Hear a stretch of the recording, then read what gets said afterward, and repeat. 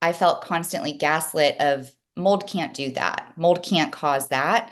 And the more that I dove into research and I uncovered CIRS, chronic inflammatory response syndrome, which is what I'm very passionate about bringing awareness to, is the genetic component of what can happen when you are susceptible to these biotoxins in your environment. Hello, everyone, and welcome to your Indoor Air podcast brought to you by Change the Air Foundation. My name is Kendra Seymour, and today I'm joined by Lauren Lowenstein, a remarkable advocate for mold and biotoxin awareness. And you may have seen her featured in Newsweek or followed her on Instagram, where she shares her family's journey with mold exposure and biotoxins and really works tirelessly to raise awareness for others facing similar challenges.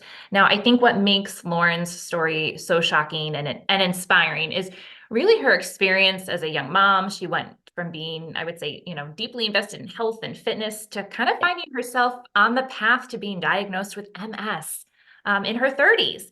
The root cause of her and her family's degrading health was, you guessed it, mold, water damage, and the biotoxins that come along with that. So this episode, I think, is really eye-opening. Poor indoor air quality and unhealthy homes really can affect anyone. So Lauren, Yeah. thank you so much for being here. Thank you for having me, Kendra. I'm very excited to have this opportunity to just speak with you and bring even more awareness and attention to, a concern that's affecting millions, and many who don't even have it on their radar. So Yeah, thank I you. think I think that's what is so shocking. It is not something that we're thinking about. It's often not something we see. So it's just so often overlooked. So I cannot wait to jump in to your story. But before we do, I do need to take a moment to say thank you to two of our amazing sponsors. Now, it is their generosity, along with all of our wonderful donors, that help us continue to provide free resources and fund important research and advocate for better laws around mold, water damage, and remediation. So a heartfelt thank you today to Green Home Solutions of Colorado and MV Restoration in Colorado for their unwavering support. We deeply appreciate these companies and their commitment to healthy indoor air. And if you want to learn more about them, or if you're interested in becoming a sponsor yourself, head on over to changetheairfoundation.org and click on our corporate partners tab. Okay, Lauren, we have, I think, a lot to cover and not a ton of time. So why don't we start with kind of some of the symptoms you were facing and kind of that moment when you started to make the connection maybe between your health and your home. Gosh, I feel like no matter how many times I do have this conversation, I still never really know where to start. Just because, as you know, it's complex. And so we moved into a 9-year-old home, and we had thorough inspections, home inspections, and we did not have a mold inspection because it just was not something that was on our radar. Even though, oddly enough, the people that we sold our previous home to left a very toxic mold home and lost everything. And still it just wasn't something on our radar. And shortly after moving into this home, I started experiencing things that you would associate with just, I'm a mom of young kids, and I had headaches and fatigue and kind of started having some more ADHD-like symptoms. I started having some chronic pain, but being someone who's very into the fitness industry, I associated a lot of my things with maybe I'm training too hard, I lift heavy, I'm a mom. And over time, so it was a very slow progression over time and years, but my children were suffering as well. And it was chronic headaches and mood changes, depression. I had body hives one year for an entire year, insane fatigue. I never would have thought all of those things were related to one root cause. That just wasn't in my mind. I was going from doctor to doctor to doctor.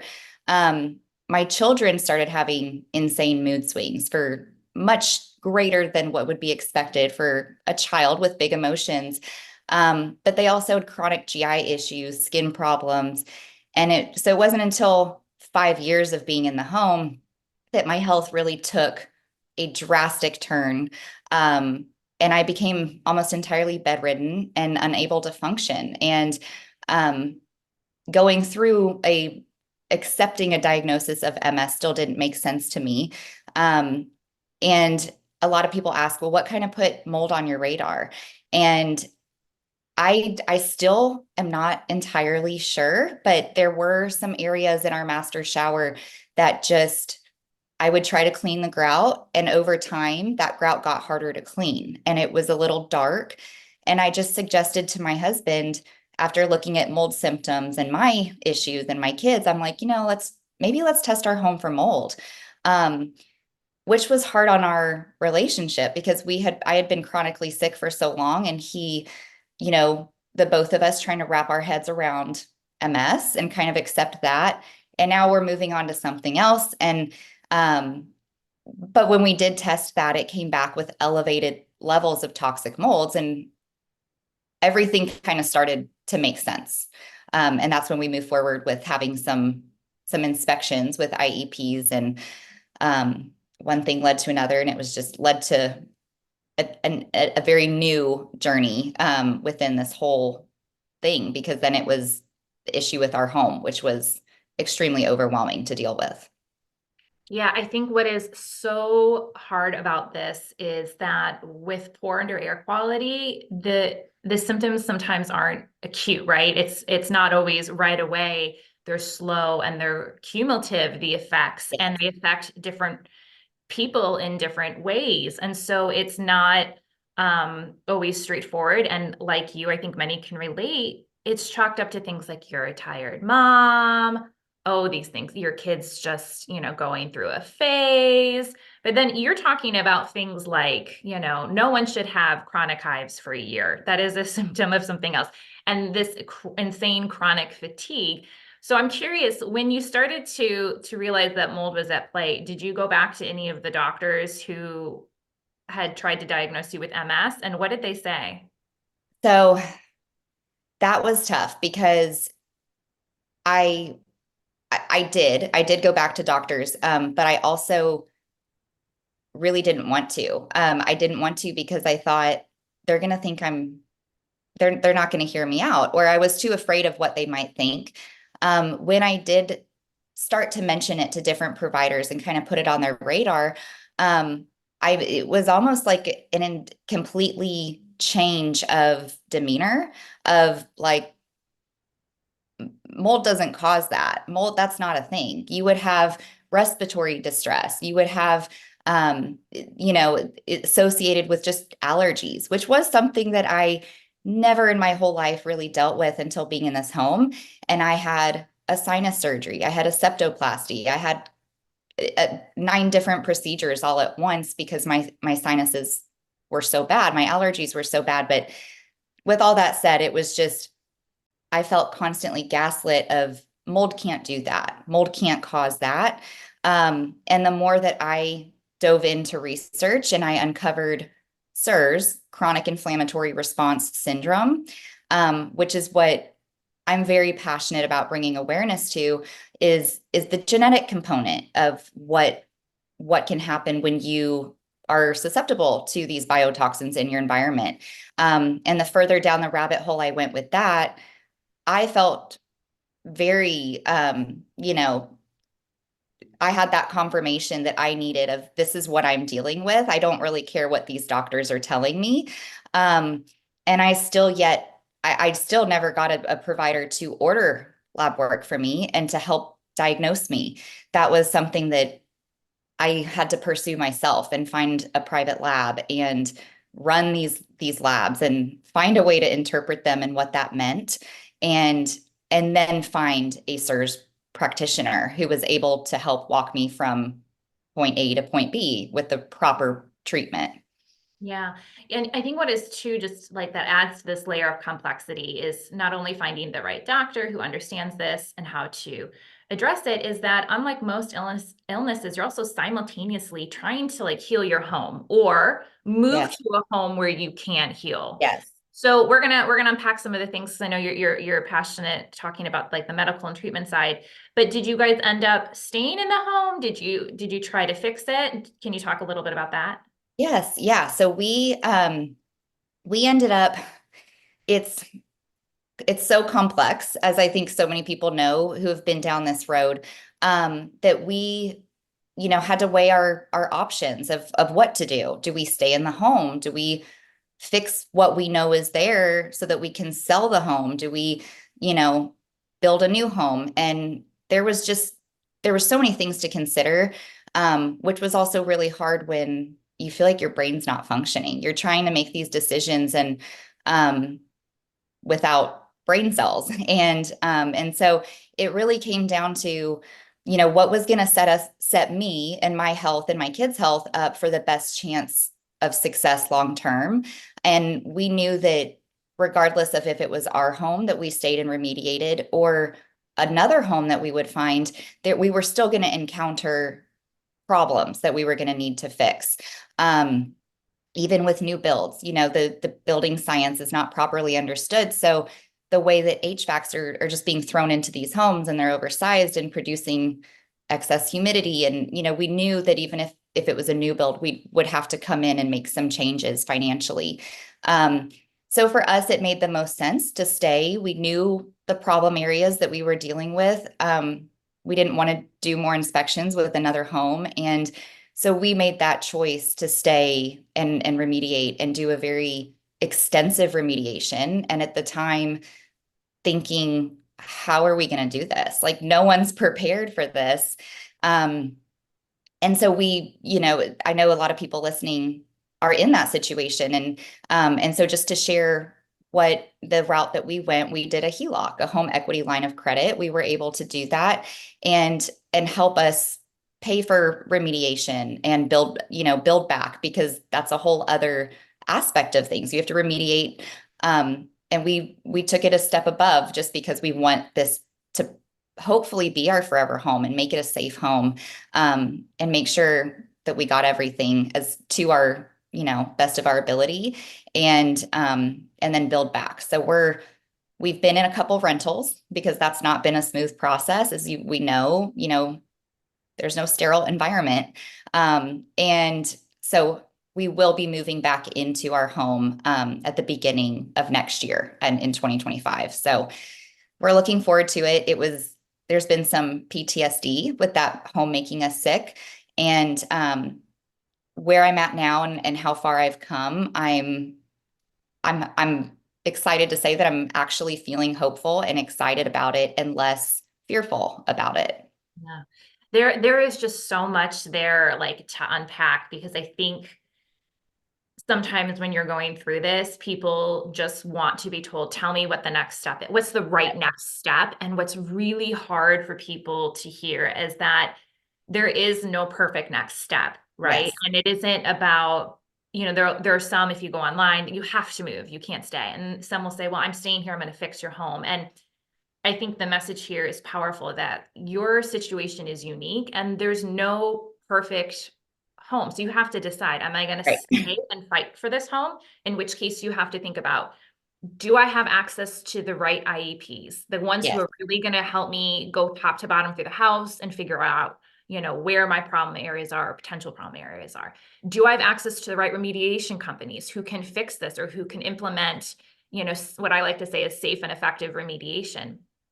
Do I have the emotional and mental bandwidth to go That's through a this, big one. Yes. right? Do we have the money? And then you touched on this too, because I've been through all sides of this. Like, there is PTSD, and I've talked with people, and one of the conclusions they've had to come to is, they're like, no matter what I do to this house, I don't know if I'll ever feel safe. Yeah. But then on the flip side, and, I've kind of come to this realization for where we are. And again, there's no one right way to do this, is I'm going to stay and fight for this home because I'm going to have control over how things are done. I'm going to put Yeah. in preventative measures to reduce the likelihood that things happen. But I'm sure you can relate to this, and as as well as I, but like, no home is perfect. So even in my current home, things still go wrong Yeah. despite the best of my ability. We still had a pipe burst despite winterizing. And the difference between then and now is that I am far more proactive. I catch these issues sooner. I know how to deal with them correctly, unlike early on when I made every mistake in the book and trusted all the wrong people. So I think this super, powerful what you're saying there, because for some, staying is the best option for them. And for some, Mhm. moving is the best Mhm. option. And whatever you do, make your choice and, give yourself some grace, because there's going to be mistakes no matter what path you choose. And you kind of Absolutely. alluded to that. No, absolutely. Mhm. So can I ask you then, because I know you've talked about this before on Instagram, one of the things that comes up all the time is the impact this has on your relationships. So we've talked a little bit about physically just how life-changing this is. It's financially devastating for most people. Um, but how did that impact your relationship with your husband and your friends and family? Is there any tips for people who are going through that? Because sometimes we see one person in a relationship who really is the bearing the brunt of the symptoms, and maybe the other person isn't receptive, or they have a parent who isn't receptive. Any Yes. insight or advice? Yes, absolutely. I think it's really important to talk about this because, I like to say that mold will either like financially devastate you, which, it does to so many, or it a lot of the times, destroys relationships and people even go through divorce because of this situation that's so heavy. And the finances that implicate with, the relationship aspect as well. And it can be crushing. So, I'm blessed and fortunate that my husband never doubted my symptoms. I was very sick and that was obvious.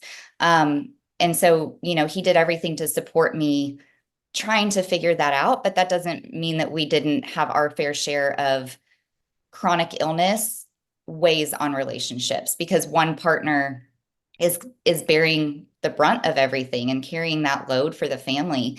And so, a big part of it is that, a lot of people may think, or a spouse may think, a partner thinks, if mold is really the culprit here, it would be making everybody in this home sick. So it can't be that. And I don't really believe that. And you're just chasing something that's not there because I'm perfectly healthy.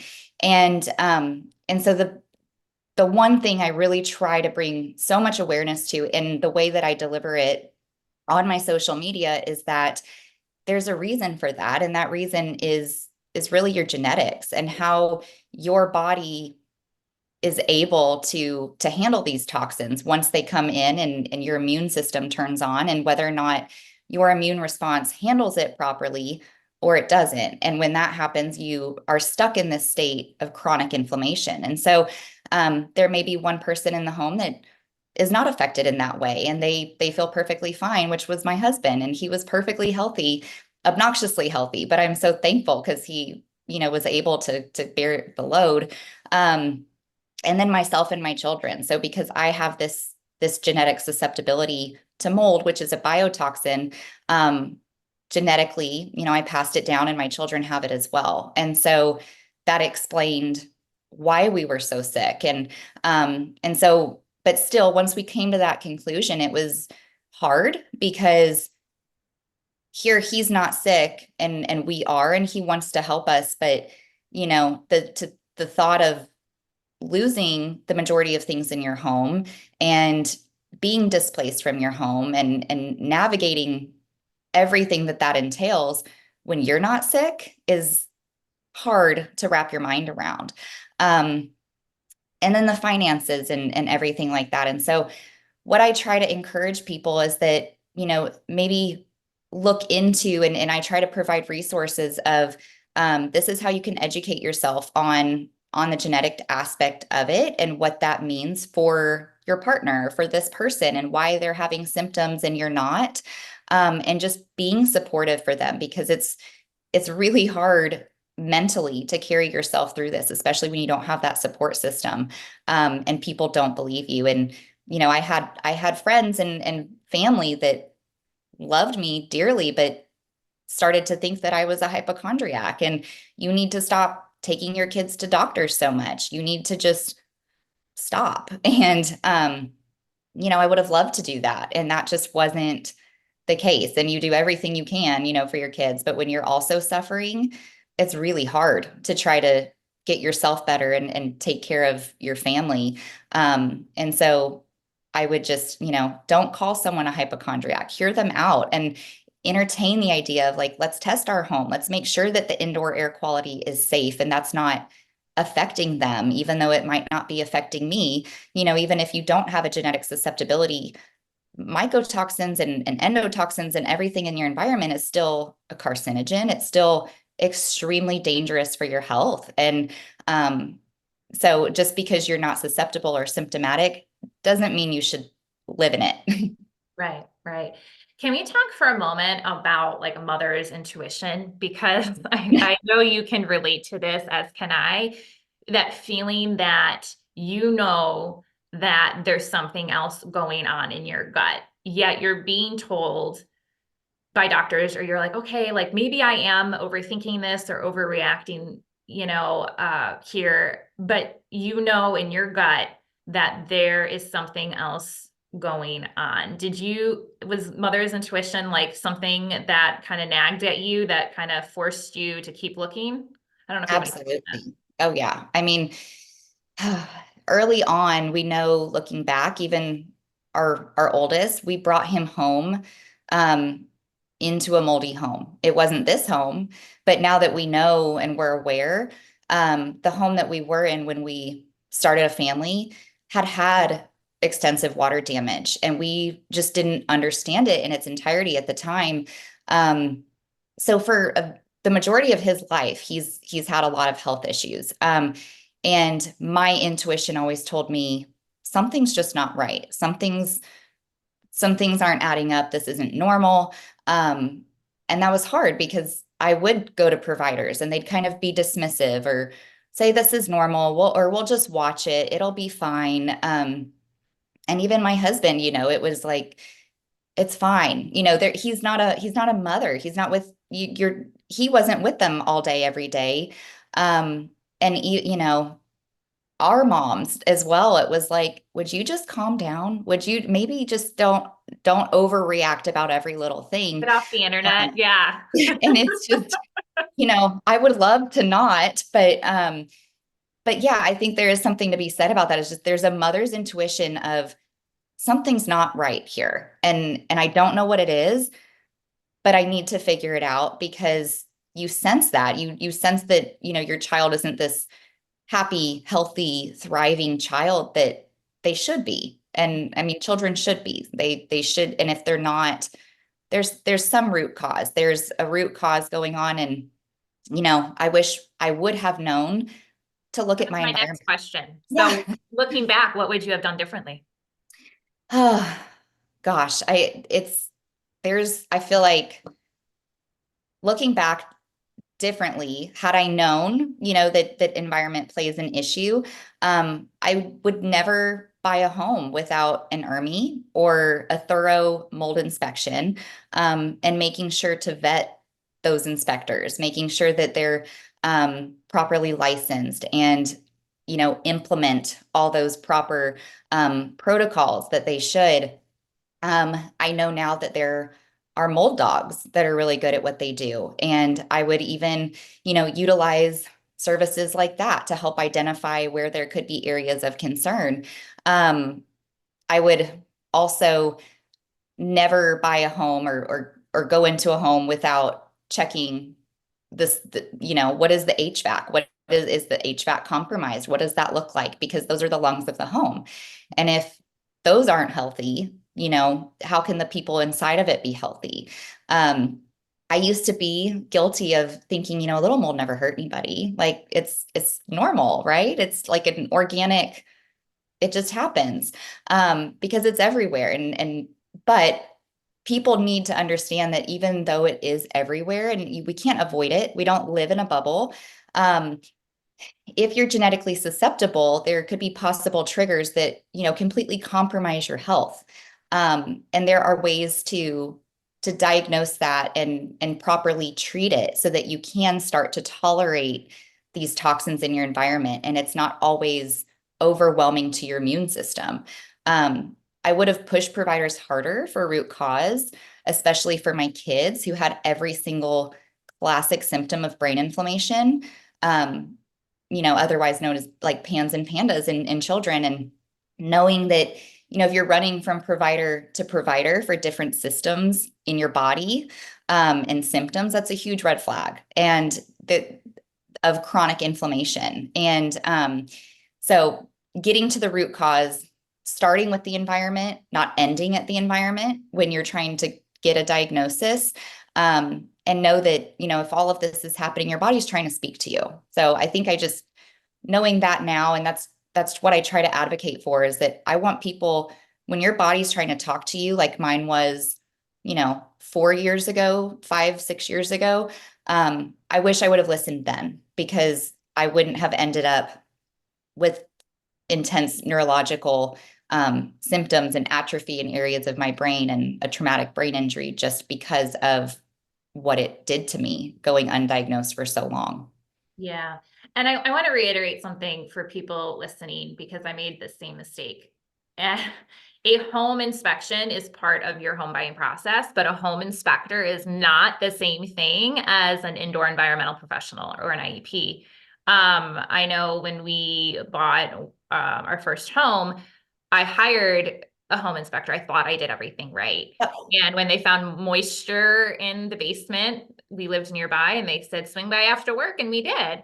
And we had arranged for the sellers to fix that. And I'm sure they hired just like a handyman. And I'm standing there with my husband and our realtor and their realtor and this person who just ripped down a wall of what we now know is stachybotrys. And I remember thinking, like, if this was safe, we wouldn't be standing here, but they're standing here and they do this all the Yeah. time.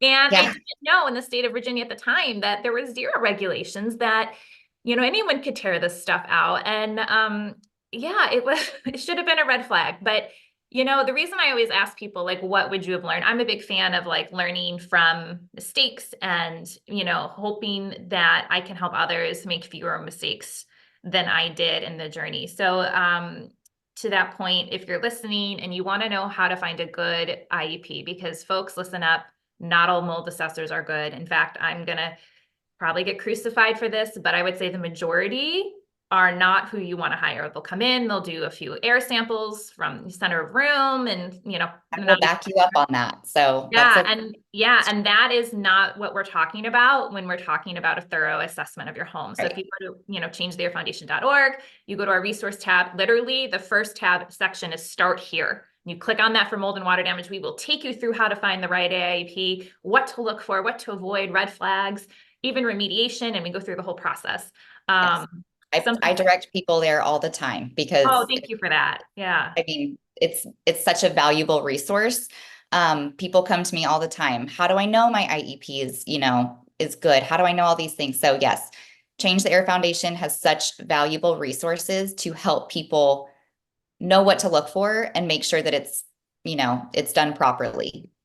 Yeah. So I know you do like a lot of like advocacy now. And so let's start kind of how you went from just healing your home and your family and your body to now like having really like national coverage, because you got picked up on Newsweek, you have a huge Instagram following. Like, how did that happen? I mean, you've had a reel go viral with 10 million plus views. So can you talk to us about that shift and how you've now kind of spent some time Yes. really advocating? Yeah, it's been wild. I think I early on, through this journey of chronic illness first, and then the diagnosis of SIRS, and I knew, I don't know what it is, but like people need to know this information. I don't know how I'm going to do it. I don't know what that looks like. And early in my healing journey, it just weighed on me. I feel so passionate about this, and I want other people to be aware. And so at the time, I shared a reel kind of my journey, of mold toxicity and my symptoms. And from there, it just kind of slowly started. And then eventually one reel took off. And now there's a few of one of them having almost 30 million views. And that was just, I think it resonated with so many people, because mold doesn't care. It doesn't care where you live. It doesn't care how much money you have. It doesn't care your status. It doesn't care about, your gender, your age. mold affects everyone. And so a lot of people assume that I set out to have a career like in this field. And that wasn't my intention. My intention was just share, bring advocacy, let others know who are in the place that I was, because it was such a dark, difficult place, that this might be your issue and there is so much healing in that. Um, and so I couldn't be more grateful for it. Just kind of fell into my lap and it sort of happened. I feel purpose and passion behind what I do. And I've been told by many followers that, I trust a mom who's done her research over a provider these days, because, that's essentially what I've done. I've dove deep, and I try to provide science driven, data driven information to people that they're just not getting elsewhere. And so, I want people to know that healing is individualized. If you're struggling long term, you need to reevaluate what's being missed, what's being overlooked. And that's kind of where I try to fill in the gaps for my clients. So it turned into just the awareness that was brought to my account, and then people searching me out for help. And I just kind of slowly started helping people, advocate for with your provider, ask them these questions, push for these tests. And I've tried to educate myself on inspection, remediation, testing, and helping guide people through that aspect of, hey, I'm so overwhelmed, I don't even know where to begin. And I know that feeling. And we, at one point in time, I said to my husband, I'm like, how is there not someone to just like tell us what to do? Because I don't know what to do. There's all this information and I don't know what our next step it should be. I don't know what the right one is. I don't know, and there's so much fear. There's so much fear out there. And so I really try hard to take the fear out of it, but give actionable and practical steps forward. Because a lot of people make these decisions out of fear, and they're big decisions. And so I don't want people to make decisions out of fear. I want them to have the facts. I want them to know that, we lost everything in our home. And if we had it to do over again, I wouldn't do it that way. There's things that I know now that, and so I try to use my experience, my research, and continue educating myself, by getting certifications, and trying to just be able to broaden, my knowledge so that I can continue sharing it with others. That is amazing, and something that I so appreciate and relate to. One of the things I always say is, people research before you react, because I Yes. understand the like heightened emotional response and the fear that comes along with that. And I also understand kind of that analysis paralysis, meaning you're so overwhelmed with information. A lot of the times it's contradictory, Yeah. right? How do I do this to my home? Do I need this? Do I not? Should I just put in this UV light and that's going to fix my Yep. problem, or do I not? That people make no decision. And so one of the things when people, call the foundation, it's like, let's focus on your next step. If you focus 10 steps down the road, sometimes it can be very overwhelming. You And just shut down. There's just, yeah, yeah, and it's, what's hard is, and the reason I tell people to research before they react is because you have to become your own advocate, right? No one is going to care about your health or your home as much as you. So if the doctor misses the diagnosis or the remediator screws up, like you're the one left living with the consequences. And it's not yeah. meant to overwhelm people, but I want them to get a sense of like empowerment. Like, Mhm. like your resources, you've broken it down, you've made it accessible. We try to do that at the foundation, really give people research-based, step-by-step, bite-sized information. And know that, at the end of the day, and I think I said this earlier, but you are going to make mistakes. Like I look back and there's things I too would have done differently, but you can't dwell on that. You did the No. best you can, you make the best choice, and you move on. You try to make research-based decisions, informed Yeah. decisions the first time, because you'll save yourself some time and money and headache along the way. Yeah. The money is a big one. Yes. Yeah, yeah. So that is so important. Now I know we're out of time. Because you have so many resources, and I'm sure people are like, well, I want to know her Instagram handle. How, if people wanted to reach out to you or had questions, how could they find you? So you can find me on Instagram. I'm the biotoxin lady .sirs, CIRS. And my email is Lauren at the biotoxinlady.com. And I do consultations with people. I have a mentorship group that's launching this week. And so if you DM me, if you email me, I really, really try my hardest to get back to everyone as best as I can, because I too know the desperation that goes with needing guidance. And so that's where you can find me. And I would love to help make your journey a little less overwhelming, or help you advocate to get answers for your health. Yeah.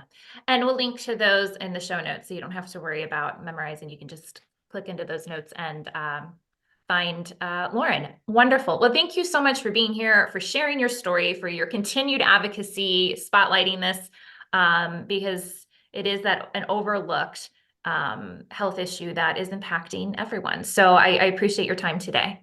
Well, thank you. Thank you for what you do as well. It's equally, we're all linking arms to try to make changes together. So thank you for having me.